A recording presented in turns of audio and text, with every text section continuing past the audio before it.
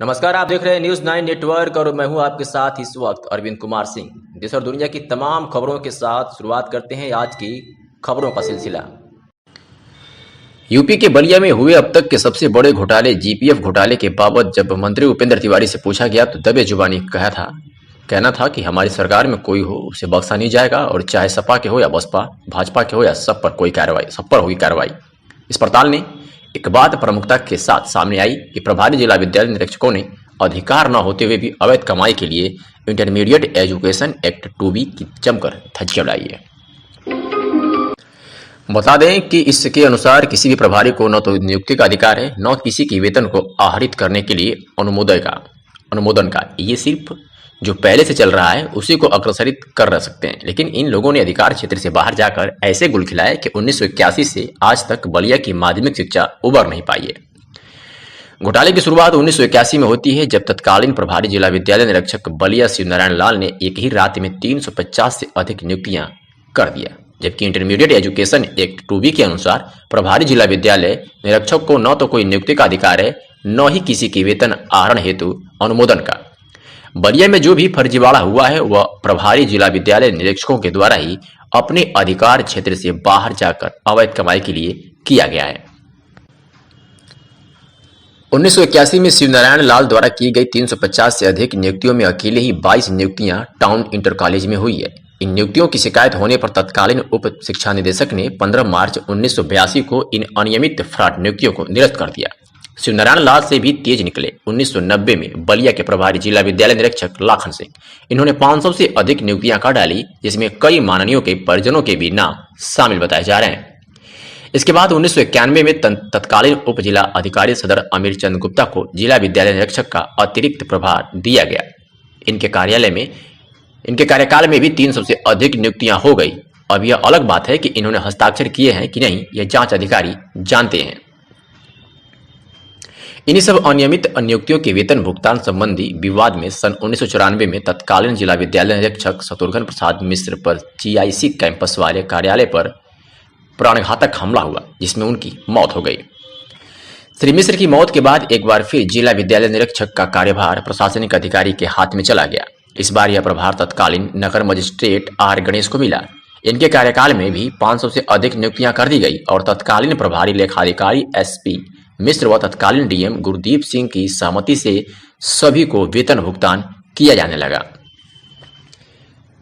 इसके बाद 1995 अगस्त 1995 में बलिया में उत्तर प्रदेश माध्यमिक शिक्षक संघ ने इन अनियमित नियुक्तियों के खिलाफ जेल भरो आंदोलन शुरू किया। महीनों तक चले इस आंदोलन की तपिश सरकार तक पहुंची और शासन ने सभी फर्जी नियुक्तियों वाले लोगों के वेतन भुगतान को तत्काल प्रभाव से रोक दिया। वहीं 5 अक्टूबर 1995 को प्रमुख सचिव माध्यमिक शिक्षा इंद्र कुमार आयरन ने प्रारंभिक जांच में अनियमितता पाने पर इसकी जांच CBID को सौंप दी। सन 97-98 में बलिया के तत्कालीन जिला विद्यालय निरीक्षक वर्तमान में अपर शिक्षा निदेशक बेसिक ललिता प्रदीप और धर्मनाथ उपाध्याय वित्त व लेखाधिकारी की संयुक्त जांच में 1111 लोगों की नियुक्तियों को फर्जी पाया गया और इनके वेतन भुगतान को अनियमित कहा गया और GPF घोटाला पाया गया।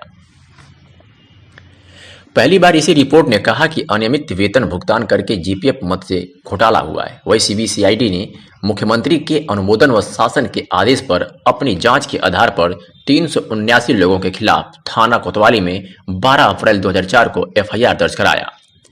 सन 2006 में तत्कालीन जिला विद्यालय निरीक्षक मनोज गिरी ने सभी 379 लोगों के वेतन भुगतान पर रोक लगा दी।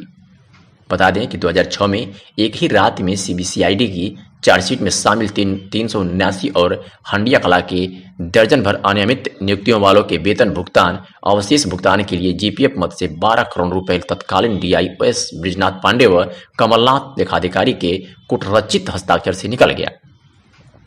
2007 में जांच शुरू हुई और 3 साल बाद तत्कालीन प्रभारी जिला विद्यालय निरीक्षक छोटेलाल ने 2009-10 में 81 लोगों के खिलाफ थाना कोतवाली में FIR दर्ज करवा दी। वही तत्कालीन प्रभारी निरीक्षक थाना कोतवाली बलिया ने अपनी दूरदर्शिता का परिचय देते हुए इस मुकदमे में FIR लगाकर 12 करोड़ की GPF लूट को लूट की जगह सही ठहरा दिया। इसके खिलाफ भीम सिंह व जयशंकर सिंह ने इसारी सलेमपुर में हुए GPF घोटाले को लेकर उच्च न्यायालय में 2010 में याचिका संख्या 23250 यानी 23,250 योजित कीजिए, जो आज भी विचाराधीन है। सबसे चर्चित विद्यालय रेवती इंटर कॉलेज रेवती बलिया में 34 पदों के सापेक्ष 106 लोगों की नियुक्ति प्रकरण में 32 लोगों के खिलाफ FIR दर्ज है। वहीं 4 मृतक आश्रितों के स्थान पर हुई 4 नियुक्तियों में से 3 को वेतन दिया जा रहा है, जबकि चौथे मृतक आश्रित जितेंद्र तिवारी के अनुसार प्रबंधक व DIOs को चढ़ावा न देने के कारण उन्हें वेतन नहीं दिया जा रहा है। श्री तिवारी ने आरोप लगाया है कि जिन लोगों को CBCID ने फर्जी माना है और उनके खिलाफ FIR दर्ज कराई है, उन लोगों में से 169 लोगों को आज भी वेतन दिया जा रहा है, जबकि उनकी नियुक्ति पर कोई आरोप नहीं है, फिर भी वेतन नहीं दिया जा रहा है। आखिर क्यों, ये बड़ा सवाल है। Bureau report, news 9 network, Ballia. से मिला तो जिला विद्यालय निरीक्षक से मिला और उनसे अवगत कराया गया, तो उन्होंने कहा कि हमने कहा कि मैनेजमेंट के द्वारा ऐसी प्रतिक्रिया दी गई हैं। इसे देखिए, एक यही अनुमोदन पत्र है। इसी अनुमोदन पत्र पे 4 लोगों का भुगतान हो रहा है और 2 लोगों का नहीं हो रहा है। इसी के संदर्भ में शिक्षा निदेशक महोदय के द्वारा सूचनाएं प्राप्त की गई कि इन 16 लोगों का भुगतान किस आधार पर किया गया। तो शिक्षा निदेशक महोदय ने स्पष्ट अपने जन सूचना अधिकार के पत्र में अवगत कराया कि प्रबंधक ने जिन लोगों की संस्तुतियां अपने पत्र के माध्यम से आख्या उपलब्ध कराई, उन लोगों का वेतन भुगतान विभाग के द्वारा जारी कर दिया गया। और जिसमें कि कुछ लोगों का ऊपर FIR भी है, उन लोगों को भी पेमेंट दिया जा रहा है। हाँ, उन लोगों को भी पेमेंट दिया जा रहा है। कितने सालों से दिया जा रहा है जिनके ऊपर FIR है? जिन लोगों का FIR है, उन लोगों का पेमेंट भी 3 से 4 सालों से दिया जा रहा है और समय रहते रहते तमाम जिला विद्यालय निरीक्षक द्वारा ही डायरेक्शन लेके या प्रार्थना पत्र एप्लीकेशन देके लोग भुगतान प्राप्त कर रहे हैं। 16/3/16 के शासनादेश के बाद भी 2017 में 2 लोगों का भुगतान किया गया, उसके बाद भी कोई शासनादेश नहीं हुआ, लेकिन फिर भी जिला विद्यालय निरीक्षक के रमेश सिंह के द्वारा 2 लोगों का भुगतान जारी किया गया। इसमें ये विजय नारायण तिवारी, कुसुम मिश्रा करके कुछ वंदना तिवारी क्या क्या करके है लोग, ये सारे लोगों का सर्टिफिकेट जांच करा लीजिए और अनुमोदन इनका जांच करा लीजिए, खुद सच्चाई सामने आ जाएगी।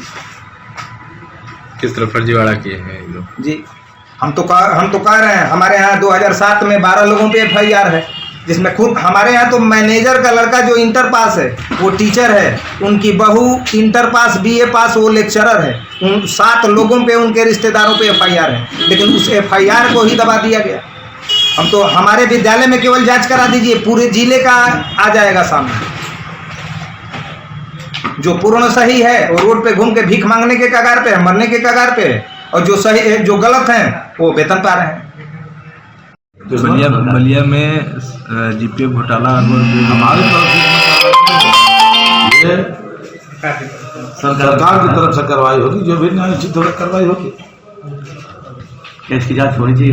किसके? आप जितने भ्रष्टाचार हुए सबकी ठीक से जांच होनी चाहिए। बात कर रहे हैं, आप सरकार के एक नुमाइंदे हैं, हमारे सहयोगी ने जो बात कहा, तो आप सरकार के नुमाइंदे क्या इसमें जांच में सहयोग? हमने पहले क्या कहा? हमने कहा कि उत्तर प्रदेश के अंदर चाहे सपा का हो, बसपा का हो, कांग्रेस का हो, भाजपा का हो, लूट की छूट और कानून हाथ में लेने का अधिकार किसी को नहीं है, चाहे हमारे दल पार्टी का हो चाहे कोई हो। तो उसमें से बात हो जाता है क्या?